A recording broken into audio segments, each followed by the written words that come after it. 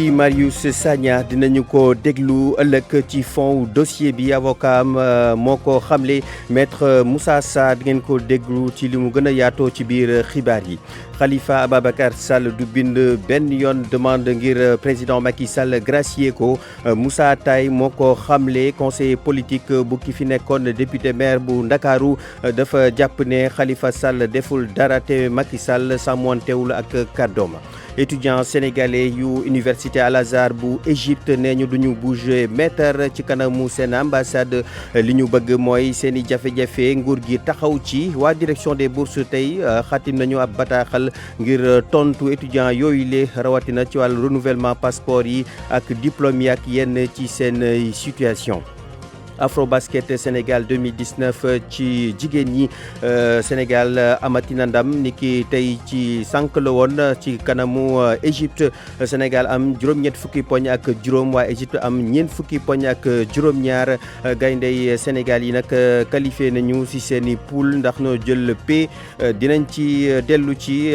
xibaar yi tàggat yaram yi ànd ceeg Malal Junior Diagne lii moo gën a fës ci xibaar yi nes ki suñu faram fàcce ko.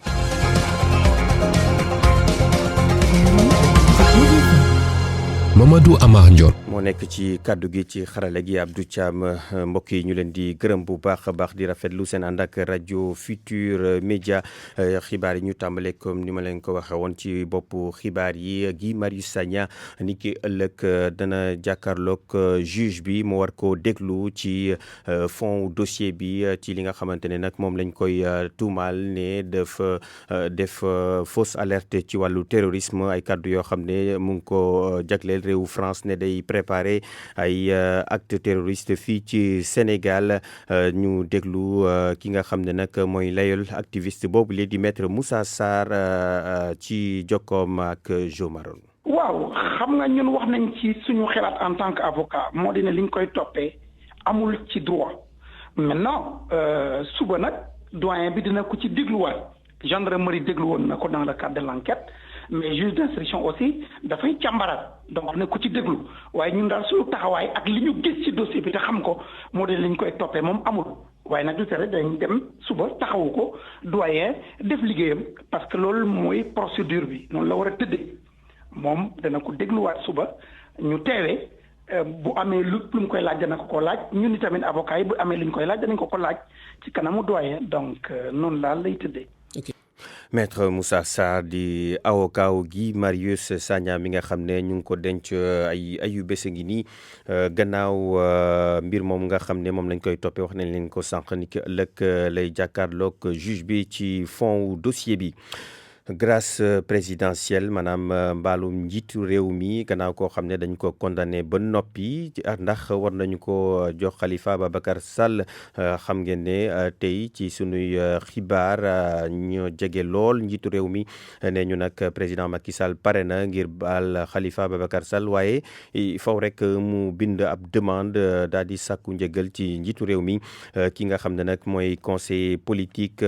maanaam mooy xelal ki fi nekkoon député maire bu Ndakaaru di Moussa Taye nee na loolu xel xalaatu ko ndax Khalifa Ababacar Sall deful dara dañ ko tuumaal ci wàllu politique nee na tamit président Macky Sall moom li mu waxoon defu ko ci ndax dafa waxoon ne bu dossier bi procédure bi pare ba noppi rek dana may grâce Khalifa Ababacar Sall ñu déglu Moussa Taye sunu jokko bi ñu am ak moom léegi. bu fekkente ne loolu ñu wax wër na man damay jàpp ne doy na wax lool ndax moom président Macky Sall moo ne woon bu affaire yoon bi jeexee moom dina jël mesure pour génnee Khalifa ci kaso bi te fi ñu toll nii tey loolu am na procédure bi jeex na tàkk léegi nag bu fekkente day xaar Khalifa def grâce demande de grâce loolu moom mun naa wax fii du ma sa am Khalifa Sall parewul pour def demande de grâce dafa jàpp ne moom ba léegi dafa innocent tooñul kenn jéggaltewul yoon dañ ko jël jaay ko doole tëj ko ci kaso bi donc moom jàpp na ne warul bind demande de grâce te du ko bind. Moussa Taye di conseiller politique bu Khalifa Ababacar Sall. maa ngi leen ko doon wax tamit ci boppu xibaar yi étudiant sénégalais yi nekk ci université Al Azhar bu Caire juróomi fan ci weeru août bi ñu nekk dañ doon manifester ci kanamu ambassade bu Sénégal foofule ca Égypte. Direction des bourses yëkkati na ci ay kaddu ne ñaari poñ ci ñeent yi nga xamante ne yëkkati nañ ko ñoom daañ ci taxaw ñu ngi koy defar bu baax a baax ñi nga xamante ne ñooy nguur gi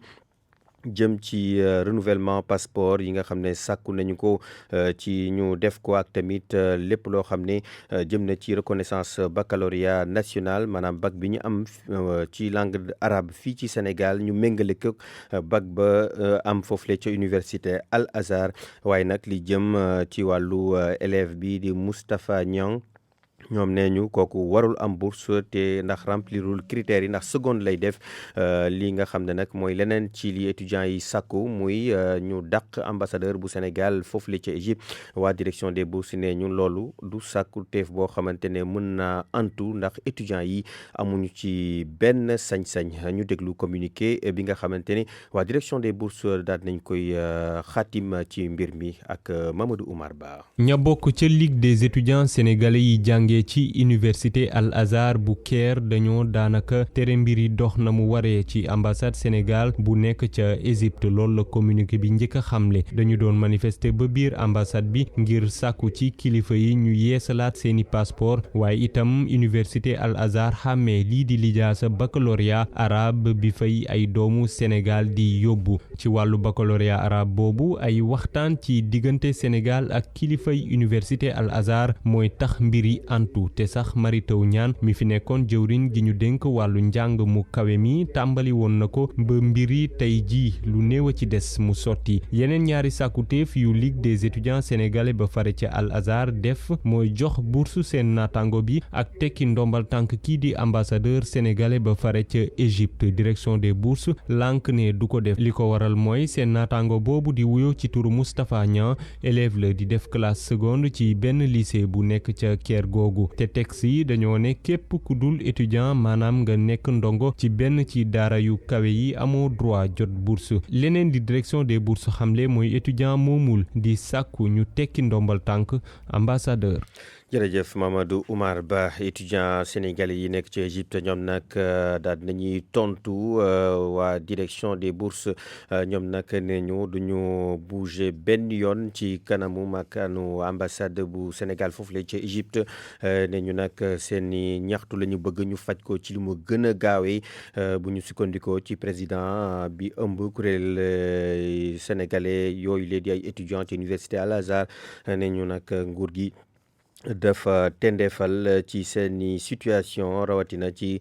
situation kii di Moustapha Niang. ñu déglu Ndiaga Mukhtar Kébé ci jokko bi ñu am ak moom ca Le Caire. concernant mbirum passeport yi ak demuk ambassadeur ñun xam nañ ne loolu topp leen moo tax suñuy wax ak ñoom du ci côté boobu ñu ngi wax ak ñoom ci domaine bourse yi. problème mu Moustapha Niang boobu ñuy wax toujours suñ koy wax dañ ko dul wax ni mu demee quoi. booy bi élève la parce que ci niveau secondaire la nekk mais pourquoi ñu koy kaasal ñoom loolu la ñu war a leeral askanu Sénégal parce que booy bi mu fiy ñëw année scolaire 2012 2013 la woon boobu état ñi mu daan indi ñëpp daf leen daan bourse ci niveau secondaire bi di leen fay bourse boo xam ne bokkul ak bi ñuy fay étudiants yi nekk ci université bi. donc nag moom daf fi toog depuis année scolaire 2012 2013 ñu waroon ko wàcceel bourse am wàcceeluñ ko lu dul di fo ci ay dossiers di ci fo ba 2015 ni fi réforme yi di ñëwee. ñu ne nag dañ koy appliquer ci kaw boobu te réforme kenn ku nekk xam na ne ay loi suñ ko tëralee pour ñi ñëw lañ koy appliquer seen kaw mais pas ñu fekk donc nag ñoom loolu la ñu war a leeral askan wi mais duñ ko leeral suñ ñëwee mbir mi lañ leen ci amal solo rek moom la ñuy wax. et puis yeneen yi muy affaire équivalence ak booy yi nga xam ne indi nañ leen fi ren ci année scolaire 2018 bi war leen fay ba léegi fayuñ leen étudiants yi nga xamante ni ñu ngi jaxase seen papier yi di leen enregistré ci année yu ñu bokk juste rek pour mën a profiter dagg seen bourse loolu it waroon nañ ci wax waxuñ ci donc yooyu yëpp ak principal problème yi nga xamante ni moom la ñu teg ñun amaluñu problème ba xam ñoom ñoo ngi si di ko régler wala régler wuñ si xam nga ñun lan moo ñu amal yitte en tant que ay étudiants yu occupé ambassade nga xam ne décision la bu ñu jëlandoo ñun ñëpp non actuellement nii ñun li nga xam ne moom la ñu dëppoo mooy fas yéene wuñoo bouger lu tolloog centimètre ci ambassade bi fii ak suñu principal problème yi ñu déclaré réglé wul donc nag moo xam dañ koy régler ci benn fan wala ñaar wala ñett wala weer loolu moom mu ngi def ci ñoom rek de toute façon ñun ñu ngi ci vacances et puis am nañu ay moyens yu ñu ci mën a defee fii ak ñu koy régler te duñu am benn problème. juróom-ñeenti waxtu ji guddi tegal na fukki simili ak benn ca Djilor. pour man RFM mooy rajo bi gën a jege askan wi. RFM rajo bi jaamu seen soxla. ñu dem ca Louga foofu nekk ay quartier yu bare ci commune bi amuñu courant ci lëndëm kërus la ñu dëkk ndax foofu li kenn mënu fa taal lamp habitants yi ñi nga xamante ne ñoo dëkk foofu li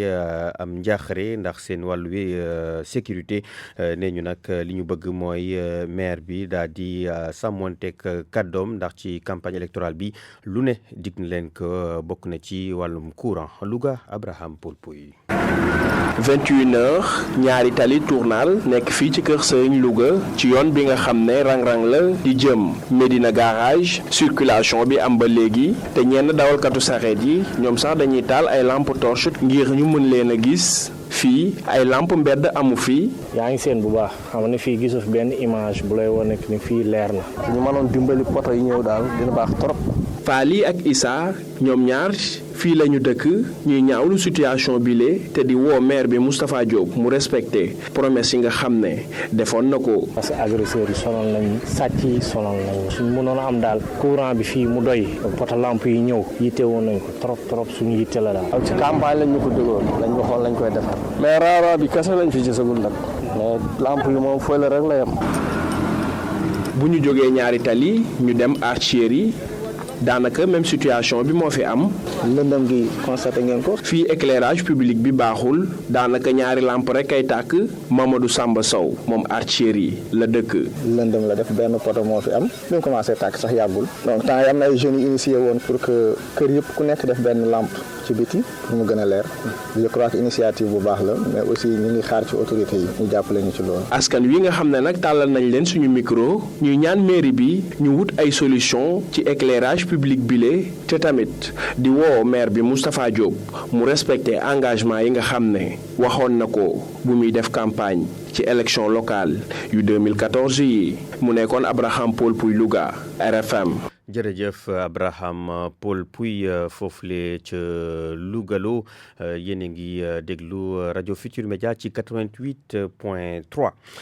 ñu wax ci ndaw ñi nga xam ne ñoo dëkk ca Djilor Djindiack ci commune bu Fimela ci région bu Fatick ñoom nag tey dañoo topp mbedd yi fu ne daal di koy daal di koy nettoyer ba mu set wecc loolu nag muy ab dogal boo xam ne am na solo lool. jàpp nañ ne tamit dañu nañ ko wéyal di ko def rawatina bu ñu tabaskee ba ca ëllëg sa ak xam ngeen ne ñaari fan rek moo des ci feetu Assomption muy 15 août bi Ibrahima Diamé. muy góor muy jigéen ñëpp a mobilisé wu ngir seetal seen i dëkk xale yi lebootu ci kuréel gi la ñuy duppee ASC Ndamlor bu Djilor Djindiack ñëpp génn kon dugg ci mbedd yeeg ruq-ruqaandu dëkk bi ngir dindi lépp luy ordure Pape Ñoxor Diouf moom moo jiite ndaw dëkk bi ak nit ñu toll yëpp engagé wu nañ ay râteau ay pelle ay poubelle ay saaku jël ay charrette di ramasser di koy dajale ci benn bërëb ba dem nañ ba wax dëgg yàlla sant nañ ci yàlla bu baax a baax dëkk bi boo fi ñëwee tey nga xam ne dëkk bi am na ay ñu fi jaar kër gu ñu romb bu ci ñaari kër wala ñetti kër joxewul dara ñeenteel ba joxe na nee na parce que li ngeen def tey rafet na kontaan nañ ci suñuy waajur bu ñu kontaanee rek ñun kontaan nañ. opération bi nag ñoo ngi ko def ci ëllëgu tabaski bi de waaye nag dafa mandargal ndorteel bu semaine d'activité bi nga xam ne ASC bi daf koy amal at bu jot ci biir vacances yi. te parewuñ pour yem foofu waa mairie bi ñu ngi leen di invité ci liñ def ñu ngi leen di invité d'ailleurs loolu tax ñun balaa ñu doon def loolu waa mairie bi daf ñu jox benn terrain boo xamante ne foofu la ñuy bugg di tuur suñu mbalit mais diñ leen gën a jege ji pour su fekkee ne mën nañu may ay brouette wala ay pelle wala ay râteau ñu may ñu gën cee góorgóorlu daal en tout cas parewuñu dañuy dóor mais xamuñ sax fan lay yem foofu laal xam naa ne affaire bi am na solo trop. Djilor Djindiack benn dëkk la ci département bu Fatick commune bu Fimela mooy dëkk premier président de la République du Sénégal muy Léopold Sédar Senghor at bu jot ressortissants yi maanaam ñu dëkk ci dëkk bi dañ fi dellu si ngir amal ay activités de vacances waaye tamit ay waxtaan ngir lu jëmale seen dëkk bi kanam Ibrahima Diamé Djilor Djindiack rajo Futur Média.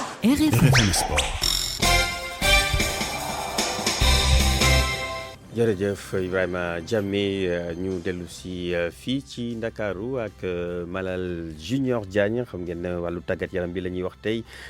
gannaaw afro basket bi nga xam ne moo am fii ci Dakar Arena afro basket 2019 ci wàllu jigéen ñi Sénégal di jouer ba noppi ba gagné Malal ñu ngi lay nuyu. ñu ngi lay fay Amar. Sénégal nu mu demee ak matcham bi. Sénégal gagné na équipe bu Égypte ci score bu yaatu tey jii mu nekkoon match boo xam ne bu dëgër ndax waa Égypte dañoo daal di fipp woon. 85-47 waaw ba fipp daal waaye teewul xale yi daal fu nañ seen kaw ba duma leen naka lañ mën a jàngatee match boobu dañ ciy déglu Nicolas Ndiaye di suñu consultant ci Afrobasket bi. métti woon na Malal parce que Égypte nekk na équipe boo xamante ne dañ yaakaar ne tey dinañ ko dóor bu peut-être bu gën a yomb parce que jotoon nañ joué ak ñoom si match de préparation yi te dóor bi dóoroon nañ leen 50 points yomboon na trop mais tey dañ gis ne beneen équipe égyptienne. ça peut s'expliquer parce que tamit match amical ak match compétition du benn tey égyptiens yi dañoo ñëw avec beaucoup de rigueur ñu posé ñu ay problème bu baax donc dañ ciy jàng xam ne tamit compétition bi yeneen adversaires yi nar a am tamit day métti donc liy tàngal la aussi donc je pense coach dina ko mën a préparer pour que à l'avenir ñu mën a am beaucoup plus de répondants par rapport. léegi dañuy daal di dem quart de finale foofa beneen compétition bu bees tax mooy tàmbaliwaat. compétition bu bees tax la parce que boobu élimination directe lay nekk léegi li ci am solo mooy li ñu gagné ni ça nous permet de nous reposer lu ko mën a ñëw préparer parce que basket dafa laaj physique donc noppaleku bi am na solo je pense que suñu noppalekoo bu baax équipe bi war na mën a gën a jëm ci kanam war na gën a mën a avancer voilà donc loolu moo tax tamit remplaçante yi ñoom tamit da nga war a indi seen apport parce que 5 de départ bi am nañ suñuy cadre yu nekk fii ñoom dañ def liggéey bi waaye il faut que tamit remplaçant yi di leen aw pour que ñoom tamit ñu mën a noppaliku tant que ñoo ngi am condition physique boobu rek je pense que mën nañ sotee ci compétition bi. ñun de amuñu ci lenn lu ñu ci doon xaar ak lenn lu ñu ci jaaxal ak lu ñu ci bett parce que ñun pétition bi li ko taxoon jóg moo doon pour ñu libérer ko une liberté totale pour mu recouvrer ses droits civils et politiques donc pétition boobu continuer di dem lenn rek moo ñu ci am mooy dafa am lu ñu ci jaaxal mooy sénégalais yi bi ñuy def pétition ñoom li taxoon ñuy signé majorité bi dañu jàppoon ni bu président tollee fi ba dégg ni am na 500 000 signatures mu am ay kilifa yu ñu ràññee donc di wax président de la République ci sañ-sañ boobu ñu la jox muy droit de grâce boobu dina ci bàyyi Khalifa Ababacar Sall xelam dana dem ci Khalifa Ababacar Sall. ñu jégalu bu baax a baax ci élément boobu am ay jafe-jafe ci wàllu technique Malal Junior Diagne wax nga ko sànq Sénégal 85-47 jàngat bi tamit mooy que ne Sénégal ñaareel bi yoon a ngi muy dajeek Égypte ba le passé match amical la woon bii ci tournoi bi la.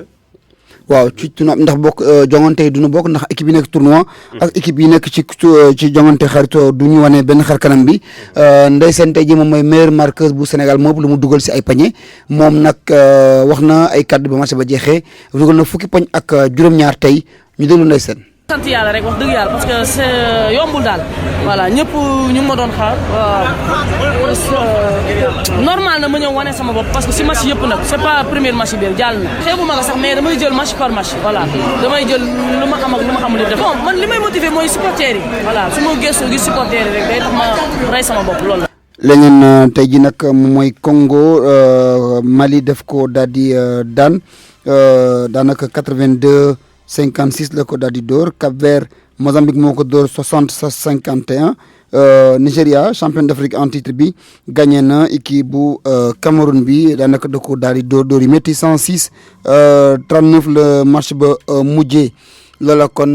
moo nekkoon basket bi tey jii suba dañ daal di xool ñi jël deuxième si seen ay poule yi daal di nekkoon def ay match de barrage pour fekk yi ci tableau quart de finale yi nga xam ñoom ñoo jël kon premier quart de finale yooyu kon alxamis lay doon Sénégal ca lay bokk Nigéria itam ca lay daal di kon bokk mu nekk nag beneen jongante boo xam ni bu bees lay nekk ndax foofa ku nu dóor da nga daal di toog te Sénégal la mu bëgg mooy jël Coupe d'Afrique bi te kon day daal di laaj mu wane beneen xar kanam tey itam ñu wax ne Astou Traoré basket na lu bëri waaye dugalul lu mu daan dugal ci ay match ci wàllub li nga xam ni moom moo di basket chaque jour yi kon nu jeexal ko Amar ak wàllu Ligue des champions ci wàllu qualification phase de poule yi ñu ngi si ñetteel bi pàcc nag nu jàpp ni APOEL Nicosie daan na benn équipe bu tudd Karabakh ak daan ñaari bal si dara Rosenborg daan na Maribor 3-1 Dynamo Kiev ak Bruges dañoo teewoo ku ne am nga ñaar ci sa morom Zagreb Dynamo ak ku ne am nga ñett ci sa kangu morom Dinamo Zagreb ak Ferencváros dañoo daal di Dinamo da leen daal di dóor Dinamo qualifié na ci pàcc bu bi si topp ak waa Club de Bruges ñoom ña nga ca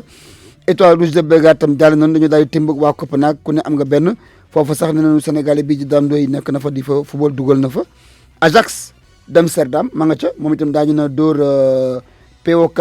Salonique ñetti bal si ñaar Ajax day daal di qualifié ci ba ca topp FC Bâle ak benn équipe bu Lens ASK Lens ASK moo qualifié moo génne FC Bâle équipe suisse la Olympiakos de Pirée moo génne Istanbul Başakşehir ñaari bal si dara la leen daal di dóor foog naa ni foofu la yem ak CFR Cluj qualifié ñu dafa daal di dóor Celtic Glasgow ñeent si ñett beneen bi di FC Krasnodar ñoom itam dañu ci daal di génnee équipe bu Porto dañ leen daal di dóor ñetti bal si ñaar Amar mën naa dem. loolu de surprise la Porto éliminé nañ ko ci préliminaire yi Malal Junior Diagne. waaw am nga Krasnodar équipe la boo xam ne dafa yàgg di ñëw. waaw te dañuy bëgg a miin. Porto nag xam nga ñook Liverpool ñoo demoon daaw huitième de finale. waaw waaye Krasnodar itam équipe la boo xam ne dañuy màgg. te xam nga njàng mi ci Europe ak njàng mi ci Afrique bokkut. dëgg la foofu dañuy gaaw a mokkal ba tari. Malal Junior Diagne jërëjëf Malal juróom-ñeenti waxtu ci guddi tegal na ñeent fukki simili ak ñaar fii la ñuy yem ci xibaar yi neskis ñu fàttali leen li ci gën a fës. Mamadou Amar Ndione. Guy Marius Sagna dinañ ko déglu ëllëg ci fond dossier bi avocat activiste bi moo ko xamle maître Moussa Sarr